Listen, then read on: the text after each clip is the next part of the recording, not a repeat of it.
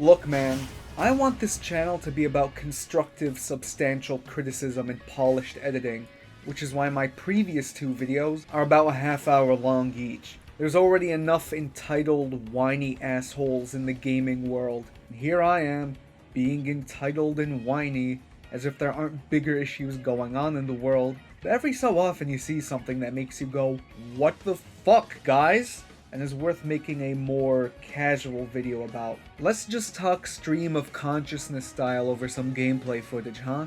Give Adobe Premiere a break. Anyway, I've put hundreds of hours into Smash Ultimate. It's the game to play at social gatherings. I'd go to locals in my area, get my ass whooped, go back home and play the game some more to figure out why I suck so much. It was a good time. But then the big C hit, and all of a sudden there were no locals or regionals or in-person tournaments of any sort. So what were we stuck with? Online brackets. Pointing out that Ultimate's netcode sucks a fat one is nothing revolutionary. If anything, making a video to point just that out is man lives under rock status of behind the curve. As time progresses, however, the magnitude of the suck has only gotten more and more disturbing. Because of how shit Wi-Fi is, the metagame has gone down the poo pipe. I hope you enjoy your hour-long grand finals featuring your favorite Sonic main, or watching top players get pasted by Wi-Fi warriors that mastered the art of mashing while everyone else was practicing at actually getting good. By the time this video is released, Min Min will have only been out for a day or two, so I can only guess as to whether or not she shakes things up. Still, there's no arguing that Ultimate's competitive scene is in the worst place it's ever been. Smash getting dropped from EVO Online was the first major wake-up call, if you ask me. Ultimate broke entrant records in 2019. You don't drop your most popular game unless something's seriously wrong. I can imagine EVO's head honchos in a Zoom call arguing over whether games lagging and connections dropping during a top 8 match would be bad or good for viewership in a there's no such thing as bad publicity sort of way. The more sober voices won out though, and Smash got the boot before it could embarrass itself in front of the entire world. Last week, however, a second major wake-up call popped up, one that broke the camel's back if you ask me. Look, I played Melee when I was a kid.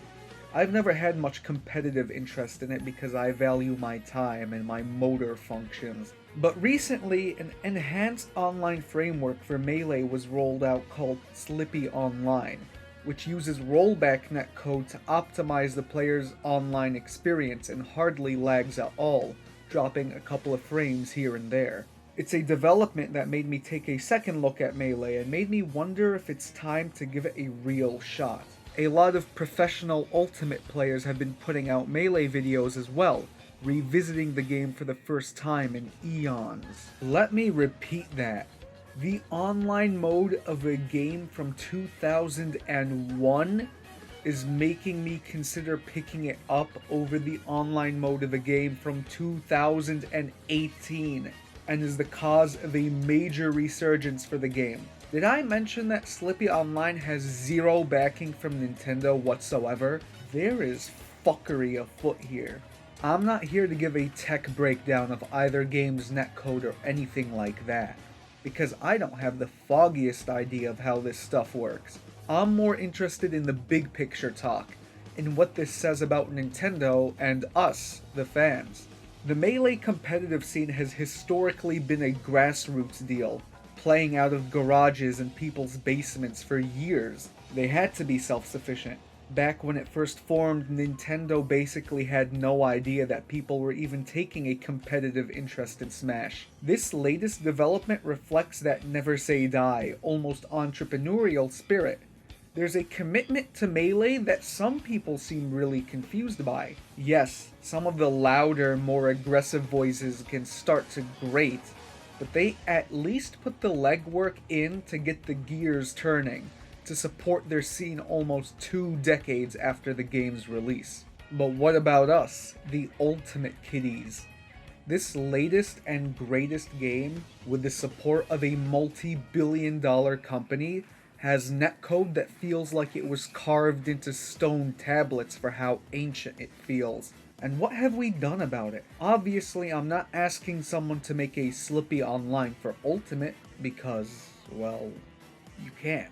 But I feel our efforts have been lacking in terms of actually putting any real pressure on Nintendo. What I mean is, I think back to all the shitstorms that have occurred within the gaming community in the past decade or so. You remember the brouhaha surrounding Mass Effect 3's ending? That shit was wild. How about Diablo 3's always online nonsense? Or Assassin's Creed Unity's buggy release? Final Fantasy 15 launched with about half the content it should have, and people made damn sure Square knew it. And of course there's the king of internet clusterfucks, Star Wars Battlefront 2.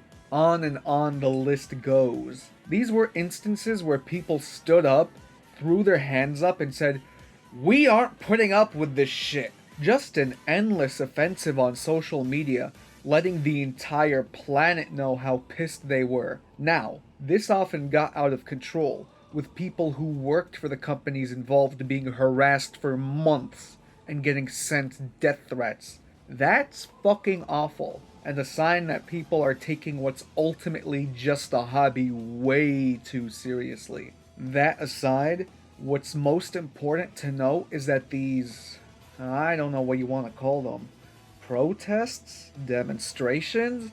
That makes them sound more noble than they actually are. These mass bitching sessions actually worked. For the most part, publishers relented and gave people what they asked for, things that shouldn't have been a problem in the first place. Yet, the Smash community has never worked up the nerve to do the same. Oh yeah, we got a hashtag trending for a little bit. Whoop-de-doo. We're so much more interested in fighting over who the next DLC character should be that we forget to push for fundamental fixes to fix a problem that lies at the core of the game. For the best-selling fighting game of all time to have netcode that belongs in the Stone Age is pretty galling, all things considered, and yet the push to get something better has been tepid at best. Why is this? I wonder to myself. Why do EA and Activision and Ubisoft find themselves at the sharp end of the pitchfork time and again? For offenses arguably less egregious than the sorry state of Ultimate's online service, yet Nintendo has gotten away almost completely unscathed. Well, there's a couple of answers.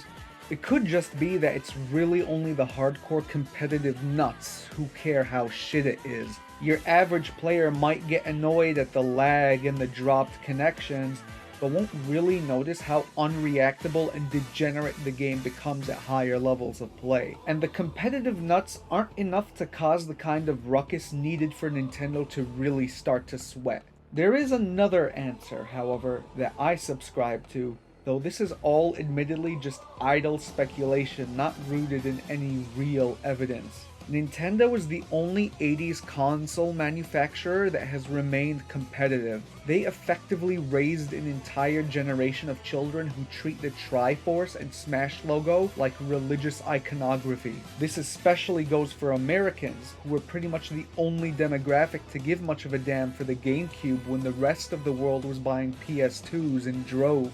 It seems to me that a lot of people view Nintendo as a friendly face, a comforting figure that has been a part of their life for literally as long as they can remember. Instinctively, people are more willing to be lenient to them, saying things like, "Oh, that's just how Nintendo is.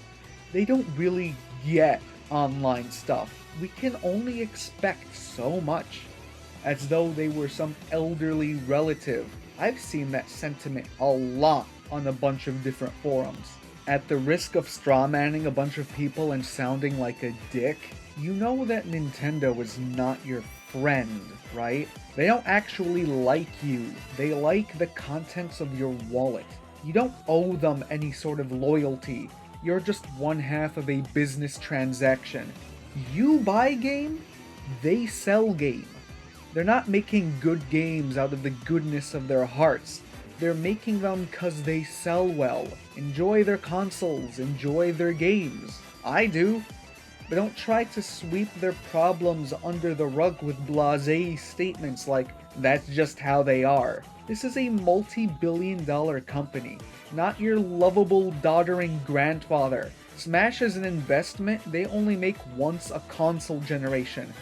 They have the cash, manpower, and reason to do better.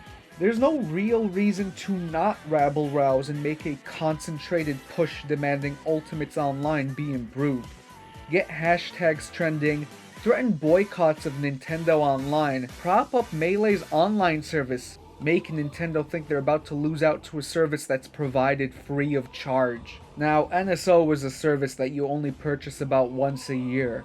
So if you're like me and made a purchase months ago, you can't exactly threaten much of a boycott, as you can see that most of this gameplay footage is from me playing online, like the massive hypocrite I am. And obviously, I'm not exactly a massive figure in the community with my 15 subscribers, so I'm not exactly the one to start a revolution anyhow. But consider this another voice to add to the pile.